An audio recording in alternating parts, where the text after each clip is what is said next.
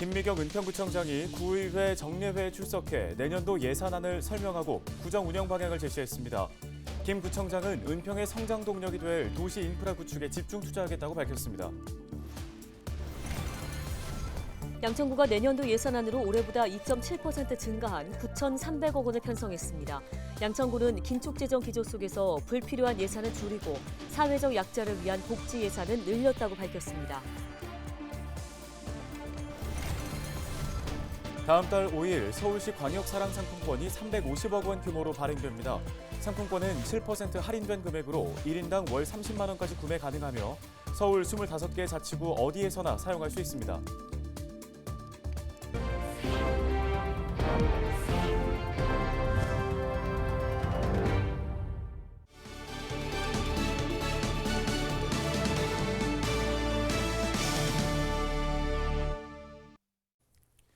시청자 여러분 안녕하십니까? 헬로티비 뉴스입니다.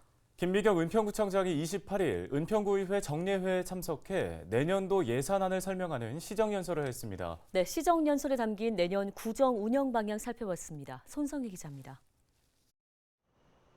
은평구가 편성한 내년 예산은 1조 1,100억 원입니다. 올해보다 2%가량 늘었지만 부동산 경기 악화 등의 영향으로 구가 자체적으로 사용할 수 있는 자주재원 규모는 줄었습니다. 만족도 높은 체감형 정책과 효율적인 재정 운영으로 위기를 극복해 나가겠습니다. 은평구가 내년 예산안을 편성하면서 가장 중점을 둔 부분은 민생경제 회복과 도시 인프라 구축입니다. 김 구청장은 은평의 성장 동력이 될 대규모 건립 사업에 집중하겠다고 했습니다. 연신내 불광지역 중심개발 사업, 서울혁신파크 일대 발전 방안 기본구상 용역 등 미래 준비와 도시 경쟁력을 높이는 사업에 예산을 쓴다는 겁니다. 내년 하반기 주택세입 개통을 앞두고 인근 지역 개발과 또 상권 활성화를 위해 노력해 오고 있습니다. 서울혁신파크, 수직 DMC 개발과 같은 대규모 건립 사업은 중장기 도시 발전을 위해 반드시 성취해야 할 과업입니다. 은평구 예산안 중 가장 많은 분야는 복지 안전 분야입니다. 전체 예산의 67%인 7천억 원이 넘게 투입됩니다. 김 구청장은 아이맘 택시, 청년 취업 사관학교 개관 등 다양한 복지 사업에 중점 투자해 누구나 소외됨 없이 안전한 환경에서 살 수 있는 도시를 만든다는 구상입니다.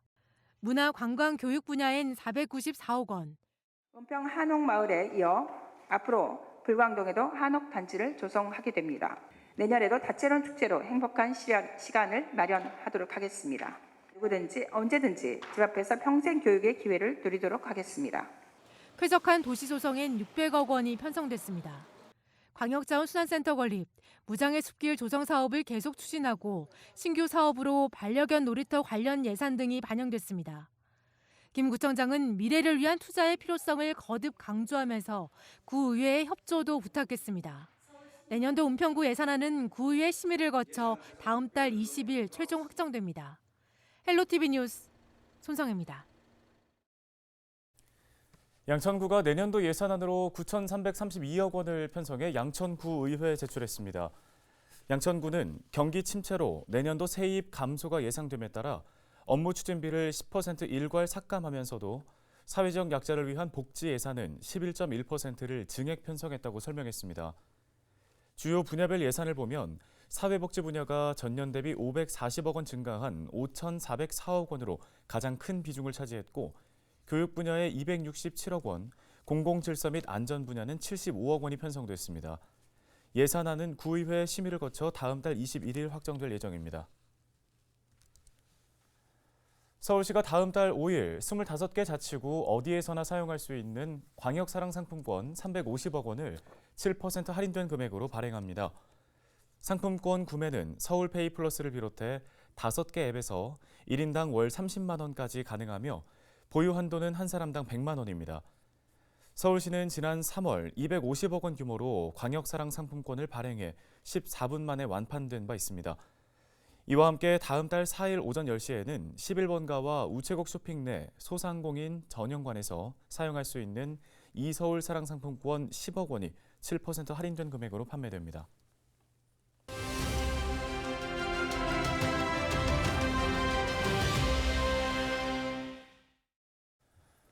우리 지역의 역사와 문화를 한눈에 담을 수 있는 곳이 있습니다. 바로 은평 역사 한옥박물관인데요.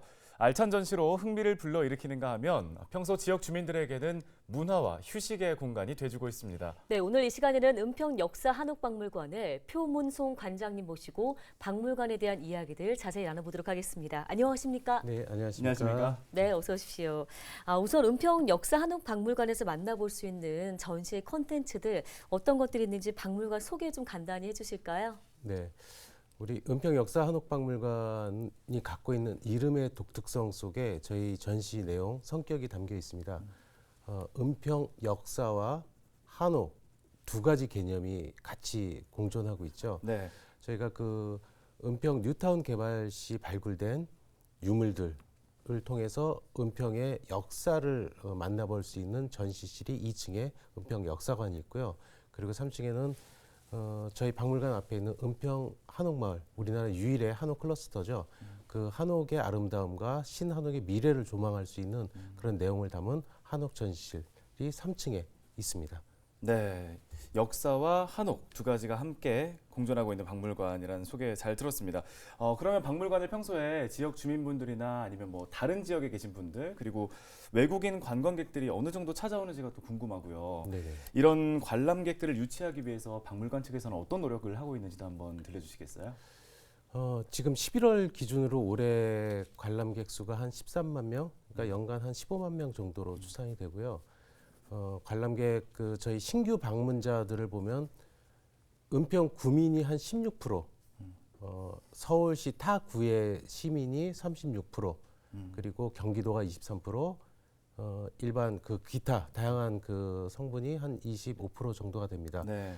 비율상 보면은 은평 구민이 제일 낮은 게 조금 속상한 면도 있긴 한데 네. 어떻게 보면 저희가 그만큼 그 구민들을 흡입할 수 있는 그런 부분이 좀 부족한 게 아닐까라는 생각도 들어서 그 부분에 대한 노력도 하고 있고요. 반면 또 그래도 오신 재방문 그 고객들, 관람객들을 보면 59%가 은평 구민입니다. 나머지 41%가 타구. 그러니까 한 번이라도 오신 은평 구민들은 지속적으로 재방문을 하신다는 것은 나름대로 이곳에 대한 애정, 애착을 갖고 계신 거라고 생각이 되고요. 네.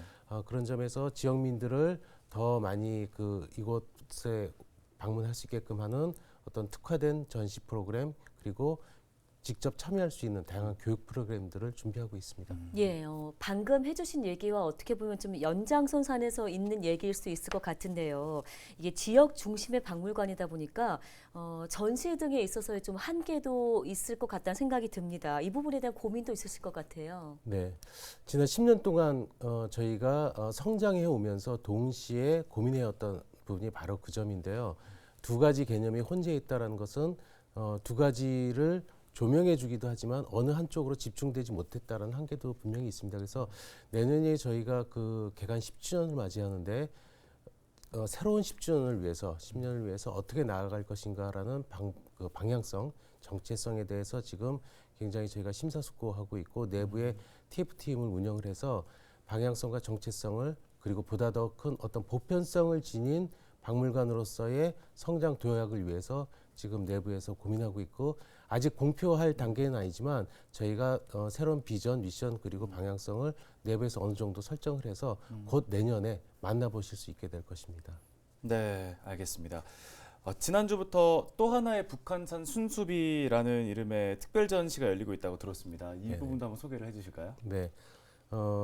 먼저 제가 지금 사실 이제 등산 모자를 쓰고 있는데요. 네. 원래는 등산복을 입고 왔다가 방송 들어가면서 대신 이제 넥타이를 메고 이렇게 앉아 있는데 네. 사실은 제가 지난주에 그 오픈한 전시의 개막 해설을 제가 직접 했습니다. 그때 복장 그대로 온 거였거든요. 그래서 마치 등반을 하듯이 등산을 하듯이 전시회를 등반하는 그런 내용인데 북한산은 사실 저희 은평구의 자랑이기도 하고 북한산 큰숲이라는 슬로건도 저희 구의 그 슬로건인데요. 천혜의 정말 큰 자연이고 혜택이지만 사실 지금 북한산이 많이 상처를 입고 있습니다. 환경 파괴, 훼손.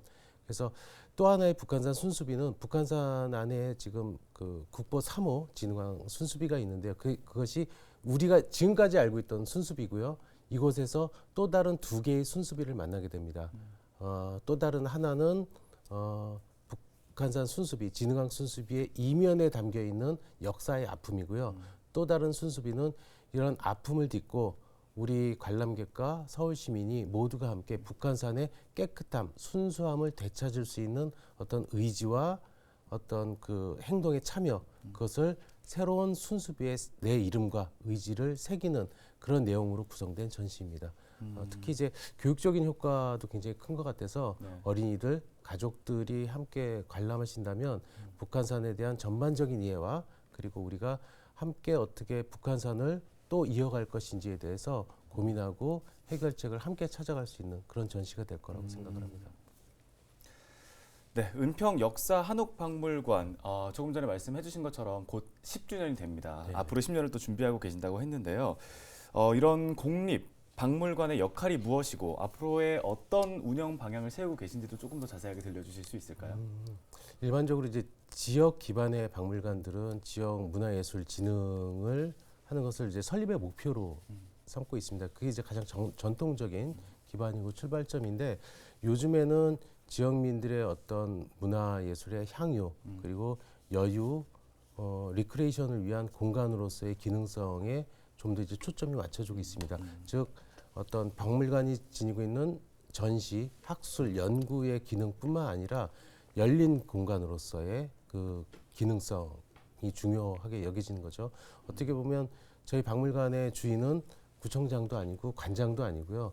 은평구민 그리고 서울 시민들입니다. 즉 그들에게 보다 더 자발적으로 참여할 수 있는 다양한 문화예술 향유 프로그램들을 제공해 주는 게 특히나 공공 박물관의 가장 큰 기능이라고 생각을 하고 네. 그런 점에서 저희가 준비를 하고 있고요. 10주년은 저희가 우리 그 TF팀 새롭게 그 구성된 TF팀에 네 글자로 저희 박물관의 10주년을 그리고 10년 향후 어떻게 끌고 갈 건지를 두 문자로 담아서 스타 박물관을 만들자고 했습니다. 이 스타는 반짝반짝 빛나는 별이 아니고요. 네 가지 단어가 결합이 된 건데 스타트업, 타이업, 얼라이언스, 리크리에이션. 즉 저희 박물관이 새롭게 스타트업, 마치 재창업을 하는 마음가짐으로 리셋하자. 그리고 타이업은 저희 박물관에 5개의 부속시설이 있습니다. 네. 이 부속시설을 전부 하나로 끌어모아서 규합하는 타이업. 그리고 문화예술은 혼자 발전하지 않는 거거든요. 지역 내에 있는 다양한 문화예술 단체 기관과 함께 상생 협력할 수 있는 연대를 구성하는 얼라이언스. 그리고 마지막은 좀 전에 말씀드린 시민들에게 열려있는 레크레이션으로서의 공간. 그 네 글자를 모아서 스타. 이것을 하나하나 이루다 보면 진짜 스타 박물관이 되지 않을까. 네. 그런 마음가짐으로 지금 10주년을 준비하고 있습니다. 네, 잘 알겠습니다. 조금 전에 직접 전시 해설까지 하신다고 말씀해 주셨는데 관장님의 어떤 책임감이나 애정 그리고 진심이 느껴지는 아주 소중한 시간이었습니다. 좋은 박물관이 집 근처에 있으니까 주민분들께서도 많이 찾아주시면 좋겠습니다. 오늘 말씀 여기까지 듣겠습니다. 감사합니다. 네, 감사합니다.